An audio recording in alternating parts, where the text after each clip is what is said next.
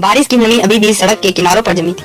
दिल्ली की सर्द शामें वैसे भी बहुत कुछ छुपा कर रखती हैं और आज की शाम तो कुछ ज्यादा ही भारी लग रही। ज्योति अपनी साइकिल से ऑफिस से लौट रही थी जब उसने महसूस किया कि कोई उसे फॉलो कर रहा है, मगर उसने खुद को समझा लिया शायद मेरा वहम।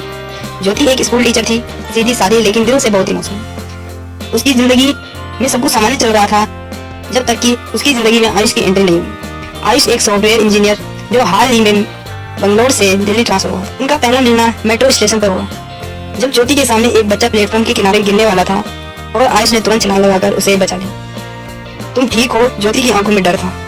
हाँ, और बच्चा भी, आयुष ने मुस्कुराकर कहा। उस दिन के बाद जैसे किस्मत उन्हें बार बार मिलाने लगी, कभी बुक कैफे में, कभी मंदिर के बाहर और कभी स्कूल के पास। आयुष की शांत और समझदार बातें ज्योति को धीरे धीरे उसकी तरफ खींचने लगी। दोनों की मुलाकातें बढ़ने लगी और एक दिन आयुष ने उसे कहा, ज्योति क्या तुम्हें भी वो एहसास होता है जो मैं महसूस करता हूँ? ज्योति ने मुस्कुराकर कहा, पता नहीं, लेकिन तुम्हारे साथ जो सुकून है वो किसी और के साथ है। सब कुछ ठीक चल रहा था जब अचानक एक दिन आयुष ने ज्योति से मिलना बंद कर दिया। न कॉल, न मैसेज और न ही कोई जवाब। ज्योति परेशान थी। उसने आयुष के ऑफिस कॉल किया तो पता चला आयुष तो यहाँ काम ही नहीं करता। ज्योति की दुनिया जैसे पल भर में पलट गई।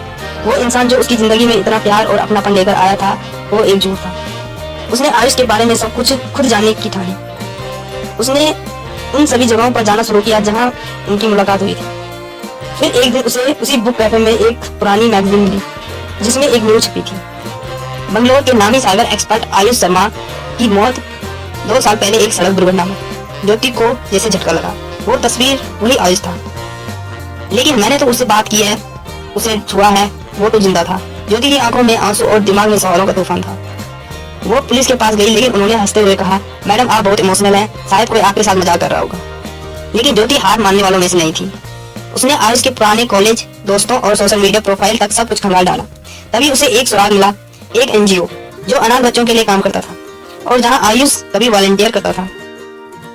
वहां जाने पर उसे एक बूढ़ी औरत मिली।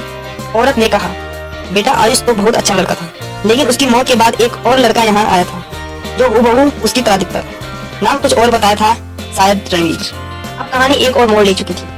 रणवीर, एक ऐसा नाम जो अब तक उसकी जिंदगी से छुपा हुआ था। ज्योति ने रणवीर को ढूंढ निकाला।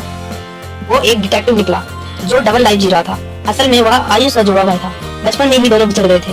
रणवीर को जब अपने भाई आयुष की मौत की खबर मिली तब वो मानसिक रूप से टूट गया।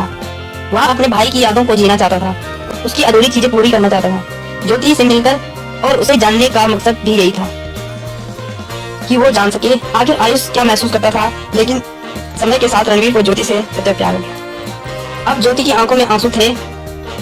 तो तुमने मुझे धोखा दिया, रणवीर ने कहा। मैंने तुम्हें कभी झूठा प्यार नहीं दिया, लेकिन हाँ सच छुपाया जरूर, क्योंकि मैं डरता था कि तुम मुझे कभी माफ नहीं करोगी। ज्योति चुप रही, फिर कहा, शायद कुछ सच्चाई इतनी गहरी होती है कि उसे समझने के लिए वक्त चाहिए। समय बीतता गया। एक साल बाद एक बार फिर वही बुक कैफे, वही कोना। ज्योति वहां बैठी थी। सामने से रणवीर आया एक गुलाब के साथ। अब भी देर नहीं हुई, उसने पूछा। ज्योति मुस्कुराई, आंखों में थोड़ा सा गुस्सा, थोड़ा सा प्यार और ढेर सारी नमी लिए। अगर वक्त ने हमें आज भी मिला दिया है तो शायद ये मोहब्बत भी वक्त से ऊपर है। और इस बार बारिश बस खिड़की के बाहर नहीं, दिल के अंदर ही हो रही थी। इस कहानी की खासियत ये है कि ये सिर्फ एक कहानी नहीं, बल्कि रिश्तों की गहराई, विश्वास, सच्चाई और इंसान की पहचान को दर्शाती है। और अंत में वो सुकून भी जो एक साफ दिल वाली मोहब्बत दे सकती है।